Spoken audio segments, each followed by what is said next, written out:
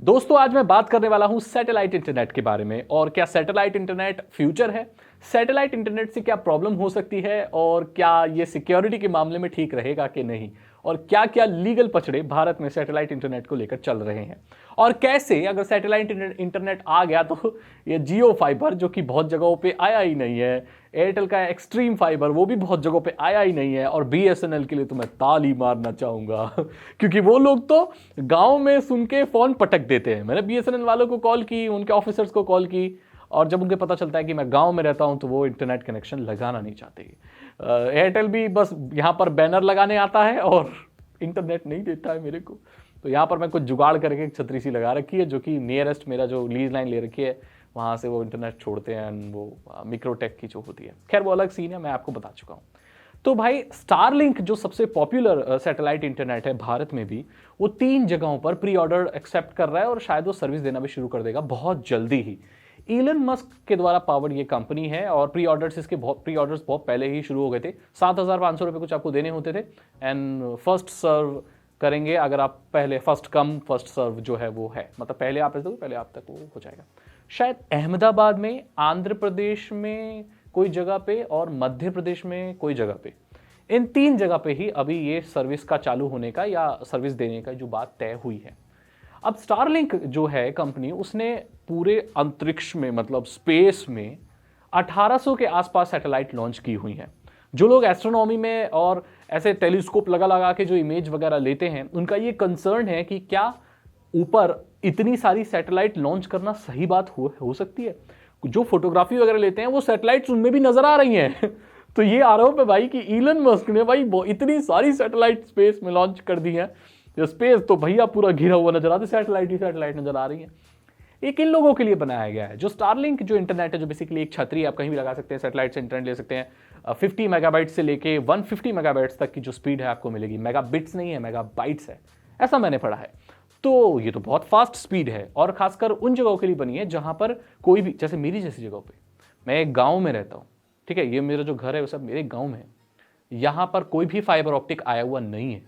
यहां पर जियो फाइबर का कोई नाम नहीं है, मतलब इस एरिया में नहीं है, टाउन एरिया में है बट गांव में नहीं है। कई बार यहाँ पर जियो के नेटवर्क भी ठीक नहीं आते, तो कनेक्टिविटी यहाँ पर बहुत खराब है। ऐसी जगहों के लिए बना है। आपको ऐसा पता है कि 1200 से ज्यादा डेड स्पॉट है। ऐसी बहुत सारी यूनाइटेड स्टेट्स में भी ऐसी जगह है जहां पर आप इंटरनेट एक्सेस नहीं कर सकते। यूनाइटेड स्टेट्स ऑफ अमेरिका जैसे डेवलप्ड देश में भी ऐसी जगहें हैं जहां पर आप इंटरनेट एक्सेस नहीं कर सकते, चाहे वो पहाड़ी या सुदूर इलाका या जो भी कंट्री साइड उनका जो लोग बोलते हैं वो हो। ऐसी जगहों पर इंटरनेट प्रोवाइड करने के लिए ये बहुत अच्छी चीज हो सकती है। सवाल ये उठता है कि क्या ये सिक्योर है? मैं आपको बता दूं, सैटेलाइट कम्युनिकेशन बहुत सिक्योर होता है, पर वो तभी होता है जब उसमें इंक्रिप्शन हो रहा हो। जो आपके डेटा पैकेट्स आप ले रहे हैं या जो भी इंटरनेट आप तक आ रहा है, अगर वो इंक्रिप्टेड है तो वो सेफ है। अगर वो इंक्रिप्टेड नहीं है तो उसमें थोड़ा सा इंटरसेप्ट हो सकता है और प्रॉब्लम हो सकती है।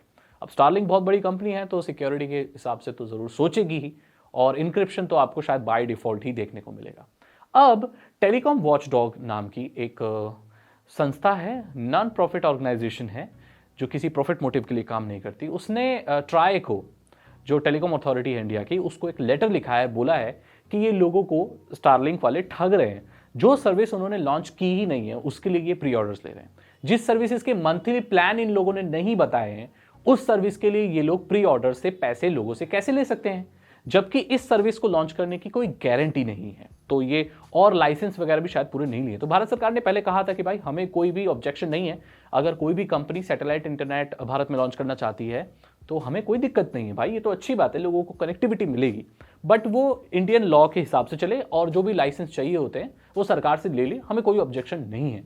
लेकिन टेलीकॉम वॉचडॉग नाम की नॉन प्रॉफिट ऑर्गेनाइजेशन ने कहा है कि भाई ऐसे कैसे फ्रॉड कर सकते हो आप, जब आपके प्लान आपने नहीं बताए, जब आपने नहीं बताया कि आपकी सर्विस कब लॉन्च होने वाली है, बीटा स्टेट में है बाकी जगहों भी, तो आप कैसे पैसे ले सकते हो लोगों से। इस चीज के बावजूद भी भारत में 5000 लोगों ने प्री ऑर्डर कर लिया है और ऐसा कहा जा रहा है कि दिसंबर 2022 तक जो स्टारलिंक कंपनी है वो 2 लाख से ज्यादा लोगों को इंटरनेट प्रोवाइड कर देगी अपने सैटेलाइट की मदद से। अब ज्यादा सैटेलाइट लॉन्च करने से स्पेस में यह प्रॉब्लम होता है कि कोलिजन का खतरा बढ़ जाता है। सो बेसिकली एक सैटेलाइट अगर दूसरे सैटेलाइट के 1 किलोमीटर के दायरे से अगर पास होती है तो उसे बहुत क्लोज इनकाउंटर कहा जाता है। ऐसे क्लोज इनकाउंटर वीकली बेसिस पे हजारों लाखों होते हैं ऑलरेडी। लेकिन ज़्यादा सैटेलाइट लॉन्च करने से क्या होगा, ये आपस में टकरा जाएंगी। हालांकि उससे कोई फर्क नहीं पड़ेगा ज़्यादा, एक दो टकराने से कुछ नहीं होता, ये लोगों ने बैकअप के लिए बहुत रखी होती है, सैटेलाइट लॉन्च करते रहते हैं। अब इलन मस्क को सैटेलाइट लॉन्च करने की कोई इशू होगी नहीं, क्योंकि वो ऑलरेडी स्पेस एक्स को ओन करते हैं, जो कि एक स्पेस कंपनी है, वही वो स्पेस में यही सब तो काम करते हैं, धंधा यही है तो दिक्कत कोई बात है ही नहीं। तो ये चीज़ है, सैटेलाइट इंटरनेट बहुत अच्छी चीज़ हो सकती है। अब ऐसा भी नहीं है कि सिर्फ स्टारलिंक कंपनी ही है जैसे कर रही है, खुद एयरटेल भारतीय एयरटेल जो कौन सुनील मित्तल या कोई हैं उनके, तो उन्होंने भी कितने बिलियन डॉलर या कितने इन्वेस्ट करने की बात की है सैटकॉम कंपनी, और उसमें वन वेब, सैटकॉम, ऐसे बहुत सारे नाम सामने आ रहे हैं जो सैटेलाइट इंटरनेट प्रोवाइड करेंगे बहुत फास्ट में। तो भाई अब जो कंपटीशन है वो वायर्ड इंटरनेट और ये जियो वियो का नहीं रह जाएगा, अब ये सैटेलाइट कम्युनिकेशन का और सैटेलाइट इंटरनेट का हो जाएगा। अगली चीज़ है कि क्या इससे कोई हेल्थ पे असर पड़ेगा। मेरे दोस्त सैटेलाइट तो आप अभी भी इस्तेमाल कर रहे हो, आजकल वो केबल टीवी वाला का सिस्टम तो खत्म ही हो गया, आजकल तो सेटअप बॉक्स इस्तेमाल करते हैं लोग, और सारे लोगों में आजकल वो छतरी लगी होती है, टाटा स्काई लगे होते हैं, दूरदर्शन डीडी डायरेक्ट प्लस लगा होता है, वीडियोकॉन के लगे होते हैं, एयरटेल के लगे होते हैं, हर तरह की छतरियाँ लगी होती है, तो वो सैटेलाइट से ही कर रहा है। तो ऐसा ही आपकी स्टारलिंक वाली सैटेलाइट भी लग जाएगी, तो इन लोगों की ना मट्टी पलीत हो जाएगी इन्हें कोई पूछेगा नहीं, हम तो वैसे भी नहीं पूछेंगे, हमारे पास तो वैसे भी ये आते ही नहीं है लगाने। और एयरटेल और की तो आप खास बात मैं आपको बताऊं कि ये जो इनके एयरटेल का इंटरनेट है और जियो का भी, मतलब बेसिकली जितने भी अभी ये फास्ट दे रहे हैं, इनके आप कमेंट सेक्शन में जाके देखना, ये सब गालियां पड़ रही हैं इन सबको। मतलब अभी भी सर्विस दे रहे हैं ठीक है, लेकिन वो सर्विस नहीं दे पा रहे हैं जिससे सभी लोग खुश हो पाए या पब्लिक थोड़ी संतुष्ट रह पाए इंटरनेट के मामले में।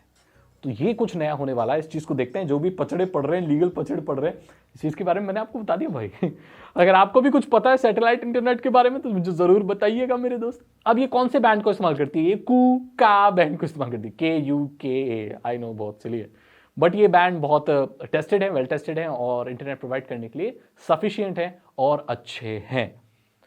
सारी चीज़ मैंने आपको डिटेल में बता दी सैटेलाइट इंटरनेट को लेकर। आपकी क्या राय है, क्या आप लगवाओगे 7,000 रुपये देके, 7,500 रुपये, और महीने का इसका रेंटल क्या होगा?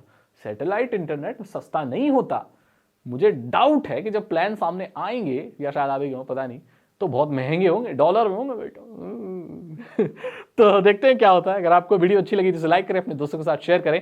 साइबर सिक्योरिटी और इथिकल हैकिंग में इंटरेस्ट है तो डिस्क्रिप्शन चेक करें, 299 रुपीज़ के 3 इथिकल हैकिंग कोर्सेज हैं जो आसान भाषा में आपको इथिकल हैकिंग सिखा देंगे। मैं मिलता हूं आपसे अगली वीडियो में। Thank you so much and good bye.